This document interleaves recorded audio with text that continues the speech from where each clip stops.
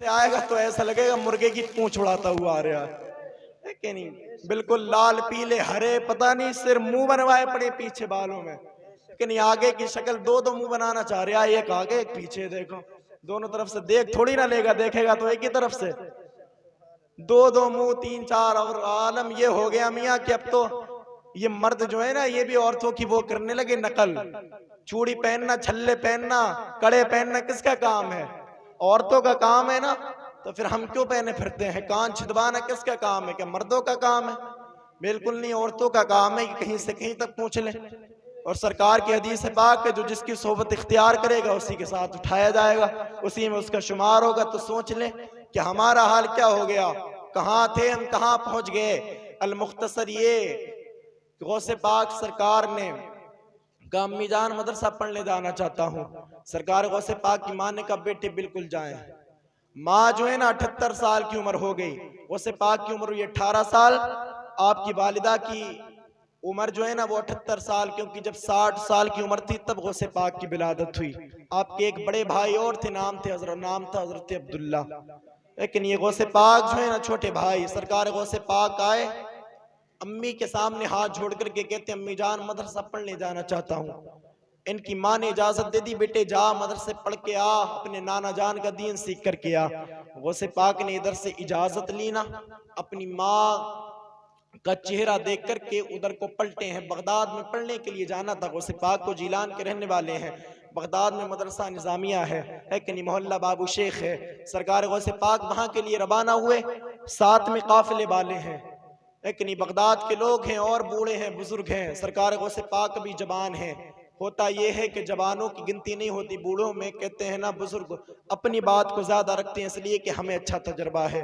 आप जवान हैं, आपने भी दुनिया नहीं देखी, हमने देखी है। सरकार गौसे पाक पीछे चल रहे हैं, लेकिन जहां तक सरकार गौसे पाक की माँ की नजर जो है ना गौसे पाक पर जमी रही, वहां तक आपकी माँ नजरों से देखती रही। मैं अब रुक करके एक बात कहना चाहता हूँ। आज हम अपने वालिदैन को झिड़कते हैं मियाँ, वालिदैन की कीमत उस वक्त पता चलती है जब किसी का वालिद दुनिया से फोत हो जाता है। माँ की कीमत उस बच्चे से जाकर के पूछ लो जिसकी माँ दुनिया से, उस दुनिया में उसको तनहा छोड़ करके चली गई है। यार दुनिया के लोग सिर्फ झूठे दावे करते हैं, कहते ना बेटे तेरा बाप चला गया है, अभी तुझको किसी बात की टेंशन नहीं, अभी तेरा चचा जिंदा है। कब तक का चचा होता है? अगर दौलत होती तब तो चचा बेटे का भतीजे का होता है, लेकिन अगर दौलत ना होना ये लोग भी धक्के मार करके निकाल देते हैं। आज वालिदैन की कदर ना करने वालों, उस वक्त पता चलेगा जब ये वालिद तुम्हारा दुनिया से चला गया होगा, जब तुम्हारा बाप दुनिया से जो है ना चला गया होगा। अब कोई मशवरे देने वाला भी नहीं रहेगा, अब कोई कुछ बताने वाला भी नहीं रहेगा। खुदा की कसम इनको नाराज ना किया करो, बल्कि इनको राजी कर लिया करो, इसलिए कि इनकी रजा में खुदा की रजा है, इनकी नाराजगी में खुदा की नाराजगी है। और खुदा की कसम अगर वालिदैन को नाराज ना करके उनको राजी करेगा, अल्लाह की कसम इधर वालिदैन तुझसे खुश होते नजर आएंगे, और इधर माँ जब खुश होगी, इधर तेरा बाप खुश होगा। तो खुदा की कसम खा के मिंबरे रसूल से कहता हूँ, इधर बाप खुश होगा, उधर मकीने गुंबदे खजरा रसूल पाक खुश होता है। बेशक सुभान अल्लाह, सुभान अल्लाह, बहुत खूब। जब हम राजी कर लेंगे। और सरकार ने फरमाया था ना कि वालिदैन की दुआ जो है ना औलाद के हक में ऐसी जैसे मेरी दुआ मेरी उम्मत के हक में है कि नहीं? जैसे मेरी दुआ मेरी उम्मत के हक में, ऐसे वालिदैन की दुआ उसके औलाद के हक में है।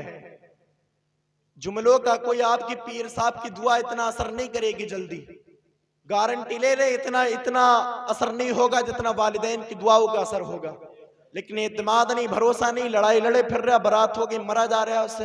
बीबी कह रही है साहब बुढ़िया को अलग करो तो रहूंगी मैं। वो बुढ़िया सास बहू की लड़ाई देख देख के टीवी सीरियल में खूब आके यहाँ पर फिल्म बना रही है। लेकिन ये तमाम तर बात फिर हो रही, लड़ाई है, दंगे।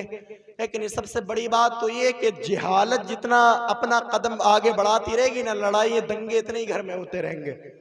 जब मौलवी कोई भी हो, इंसान हो, कोई भी दुनिया की तालीम याफ्ता हो, लेकिन दीन इस्लाम से आरास्ता पैरास्ता होता है ना, जब बंदा तो जानता है वो कुछ के कैसे रहना है, क्या करना है, लेकिन कदम कहाँ पर रखना है, कहाँ नहीं रखना है। जब आगे का रास्ता पता होता है जब ही तो रखता है ना कदम। अब कोई अंधा हो, अगर वो समझ ले कि कीच नहीं है, उस मेरा पैर रख दे तो कहाँ जाएगा? मेड़ थोड़ी ना जाएगा, तो कीच में